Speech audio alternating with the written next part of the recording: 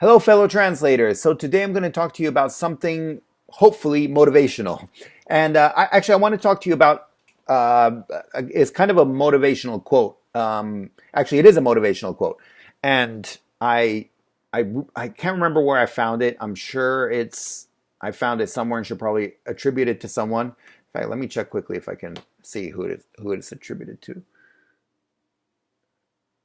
No, so a quick Google search didn't turn it up. Probably if I spent more time doing it, I could find out. But anyway, just so you know, I didn't come up with it. But it's one of those. So what I do is when I find quotes that I think are, motivating or that could help me out, I put them in my calendar at like random times, so they show up on random intervals, and I get the email at random intervals, and I find that works best because if I put something that motivates me like right here next to my desk, I see it every day, so it ends up meaning nothing to me. But if I put it so every 3 months it pops up or something, then then I completely forgot about it, and then it pops up, and so the idea being that it helps me out, it motivates me, something like that. So yeah, every now and then I just get these random quotes that I've put into my calendar to pop up at random times. So it's interesting. Anyway, here I'm talking to you about a specific one because it's helped me and hopefully it can help you as well. Now the quote itself is, let me go. Um, the quote itself is, "Find the path of least resistance and focus like mad on it." And I like that a lot because the idea, at least what I get out of it, is that when you find something that works, then you should be putting all your resources into it and focusing like mad on it. The path of least resistance means like the stuff where things work with the least amount of friction, with the least amount of of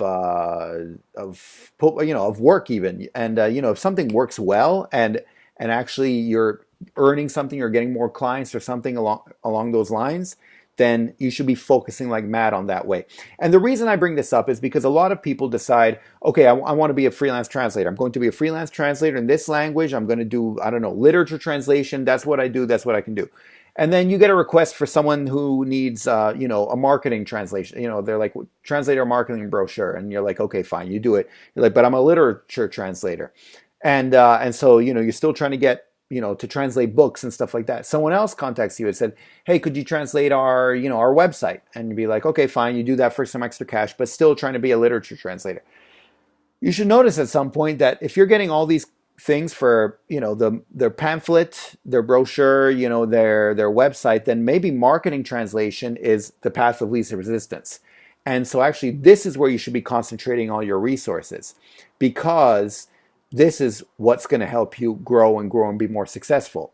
And if something's working, if you're trying, if you have a bunch of different options and something's working, you shouldn't question why it's working or if it's the best or anything, but just focus like mad on it working.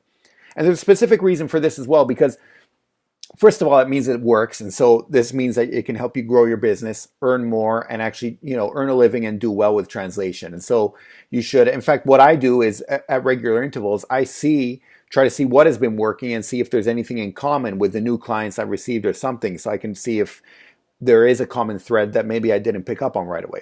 But say everyone's contacting you for these marketing translations and you realize that you're like, oh, wait, I'm getting a lot of requests for these marketing translations. Maybe it's something I should concentrate on.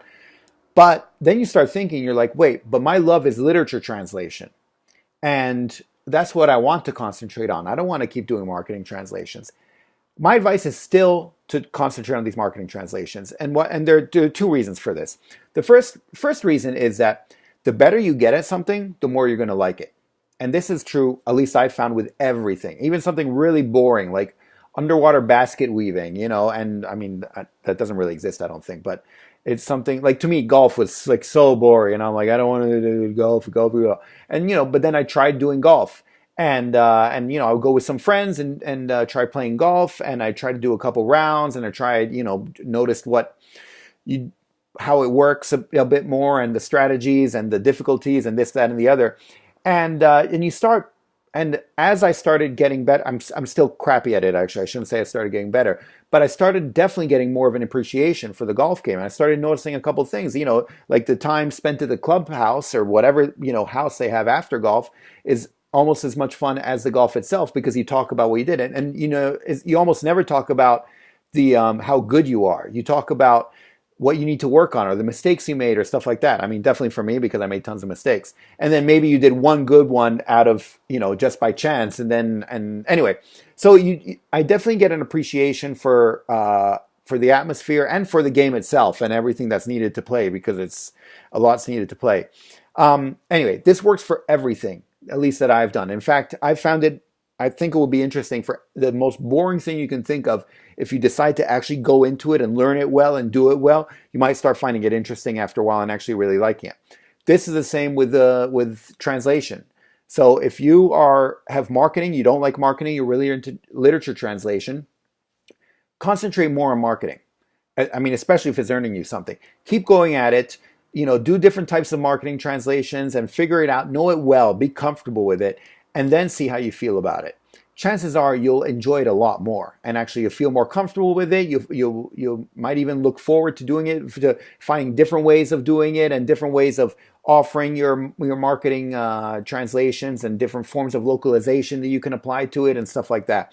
And this might actually end up being a really strong point for you, stuff that you're able to offer that many other people can't because you're so good at it. Anyway, that will happen along the line, and it can start being a lot of fun once you start knowing more of it. So yeah, that's reason number one, why you should concentrate like mad on the stuff that's working. The reason number two, say you keep doing that, but you still love literature translation, and you're like, no, that's still my love, that's still my passion, the thing I want to do.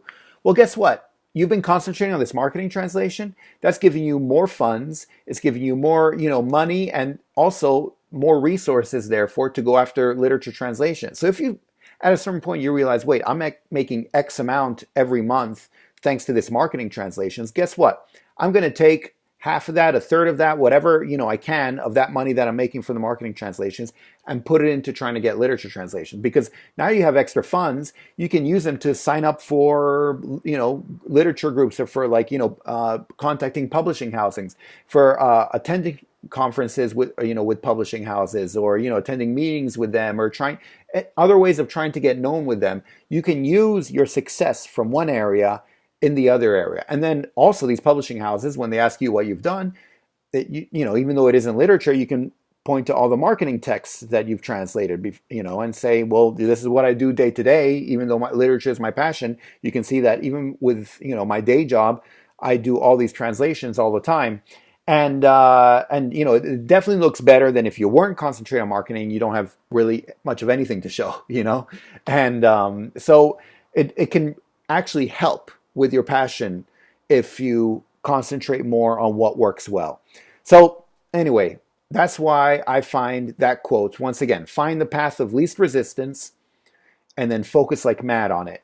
That's why I find that quote so helpful for me, and hopefully you can find it helpful as well, because I really think it is helpful. And while you're going about trying to make something work, and certain things will be working, hopefully at a certain point you'll find a pattern of things that work. And that's what you should be concentrating on. Don't question it too much. Don't wonder if it's really the right thing for you. No, just concentrate on that because it's working.